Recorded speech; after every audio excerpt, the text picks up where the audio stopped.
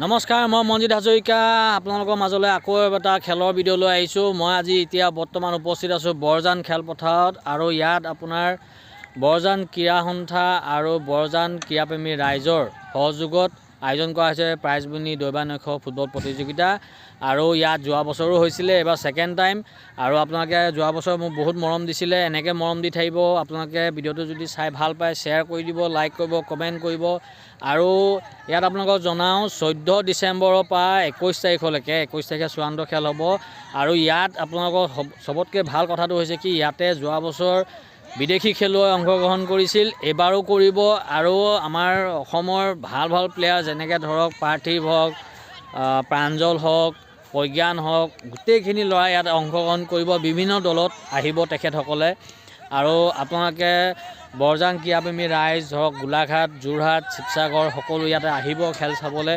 সুন্দৰ খেল হয়, যোৱা বছৰ বহুত ভাল খেল হৈছে। আৰু ইয়াতে চবতকৈ ভাল লগা কথাটো হৈছে কি, ইয়াতে ইমান ধুনীয়াকৈ আয়োজন কৰে, আপোনালোকে দেখিবলৈ পাইছে।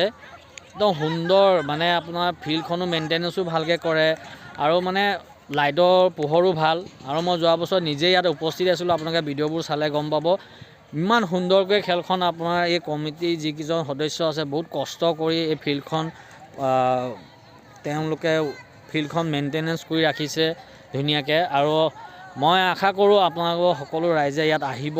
আৰু টিকেটৰ ব্যৱস্থা কৰিছে বুলি মই শুনিছোঁ, বেছি নহয়। আপোনালোকে 30 টকাকৈ এজন মানুহৰ ল'ব। কাৰণ এইটো কাৰণে লয়, যিহেতু এখন ফুটবল খেল অৰ্গেনাইজ কৰোঁতে বহুতখিনি আপোনাৰ আৰ্থিক অনুদান দৰকাৰ হয়।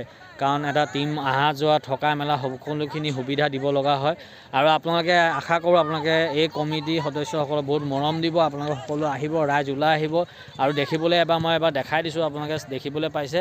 আৰু এতিয়া মই পোনে পোনে যাম, ইয়াৰ সদস্যসকলৰ লগত কথা পাতিম। আৰু আপোনালোকে যদি ভিডিঅ'টো ভাল পায় সকলোকে চাই দিব। আমি বৰজান ক্ৰীড়া সন্থাই বৰজান চাহ বাগিচা সংঘৰ লগত মিলি বৰজানত এখনি দিবানৈশ ফুটবল খেল আয়োজন কৰিছোঁ, য'ত অসমৰ 8টা মুখ্য দলে অংশগ্ৰহণ কৰিছে।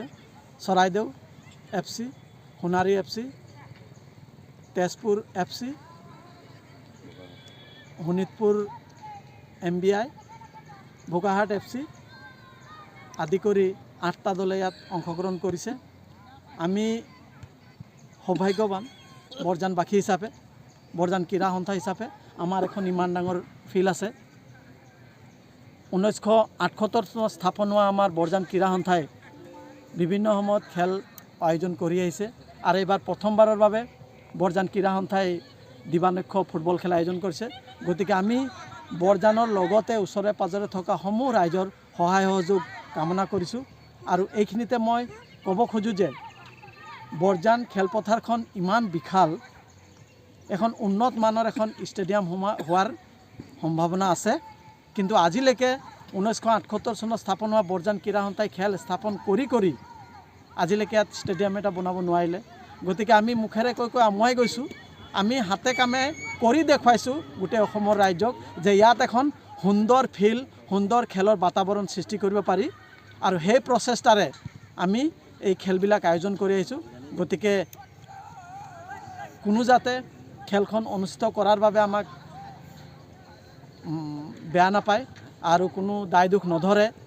ওচৰ চুবুৰীয়া যিমান ৰাইজ আছে, যিমান জনা শুনা মানুহ আছে, চবক কৈছোঁ মই, আমাৰ খেলপথাৰ এটাই উদ্দেশ্য যাতে চৰকাৰে চাওক ইয়াত এখন ইমান ডাঙৰ বিশাল ফিল্ড আছে, য'ত নেকি ষ্টেডিয়াম হোৱাৰ উপযুক্ত সমল আছে। ইয়াত ইমান ওচৰে পাঁজৰে ঢেৰ ল'ৰা ছোৱালী সেই খেলৰ ক্ষেত্ৰত আগবাঢ়ি গৈছে, কিন্তু উপযুক্ত প্ৰশিক্ষণ কেন্দ্ৰ নথকাত আমাৰ অসুবিধা হয়। ইয়াৰ পৰা গোলাঘাট যাব লগা হৈছে আমাৰ প্ৰশিক্ষণৰ কাৰণে, যিকোনো খেল, ফুটবল হওক বা অন্য যি প্ৰকাৰৰ খেলবিলাকৰ কাৰণে, ক্ৰিকেট হওক। গতিকে আমি বৰজানত এখন সুন্দৰ ষ্টেডিয়াম হোৱাটো বিচাৰোঁ। আৰু ইয়াৰ পৰাই আমি বৰজান ক্ৰীড়া সন্থা হিচাপে, বৰজান চাহ বাগিচা সংঘ হিচাপে আৰু সমূহ বৰজানবাসী ৰাইজৰ হৈ চৰকাৰক এটা অনুৰোধ কৰোঁ যাতে আমাৰ ইয়াত এখন ষ্টেডিয়াম দি আমাক, বিশেষকৈ আমাৰ উত্তৰ পুৰুষক তেওঁলোকে ক্ৰীড়াৰ ক্ষেত্ৰত আগবাঢ়ি যাবলৈ সহায় সহযোগ কৰে। ধন্যবাদ। আৰু আপোনালোকে কমিটিৰ সদস্যসকলে যিখিনি কৈছে সেইখিনি আপোনালোকে দেখিবলৈ পালে। মই ভিডিঅ'টো এইটো কাৰণে শ্বেয়াৰ কৰিব বিচাৰিছোঁ কাৰণ মই নিজে ইয়াতে যোৱা বছৰ মই আছিলোঁ আৰু যোৱা বছৰ এখন সুন্দৰ খেল হৈ গৈছে, এবাৰো হ'ব। কিন্তু মই এই ভিডিঅ'ৰ যোগেদি আপোনালোকে কমিটিও কৈছে, মই নিজৰ পাৰ্চনেল হিচাপে মই কওঁ এই ফিল্ডখন যথেষ্ট ডাঙৰ আৰু ইমানেই ভিডিঅ'টো শ্বেয়াৰ কৰক যাতে অসম চৰকাৰৰ বিষয়ববীয়াসকলে বা স্পৰ্টছৰ যিসকল মন্ত্ৰী আছে তেখেতসকলে গম পায় যাতে ইয়াত এখন ষ্টেডিয়াম বহুত দৰকাৰ। কাৰণ ইয়াৰ পৰা ভাল ভাল প্লেয়াৰ ওলাই বিভিন্ন কৰ্মসূত্ৰে তেওঁলোকে আছেগৈ, ইয়াৰ পৰা খেলিয়ে তেওঁলোকে আজি অসম চৰকাৰৰ পুলিচ বিভাগত হওক বিভিন্ন বিভাগত তেওঁলোকে আছেগৈ। আৰু মই অসম চৰকাৰক এই ভিডিঅ'ৰ যোগেদি মই এইটোৱে অনুৰোধ কৰিব বিচাৰিছোঁ যে ইয়াত এখন ষ্টেডিয়াম বহুত দৰকাৰ। আৰু আপোনালোকে ভিডিঅ'টো ইমানেই শ্বেয়াৰ কৰক যাতে অসম চৰকাৰৰ প্ৰতিটো স্পৰ্টছ বিভাগৰ মানুহে যাতে এই ভিডিঅ'টো পায় আৰু অকণমান যাতে গুৰুত্ব দিয়ে। আৰু আজি ভিডিঅ'টো ইমানটোৱে আছিলে, যদি ভাল পায় আপোনালোকে শ্বেয়াৰ কৰি দিব। আকৌ আপোনালোকক 14 তাৰিখৰ পৰা খেলৰ প্ৰতিটো আপডেট দি থাকিম। আজিলৈ আহোঁ, বাই বাই।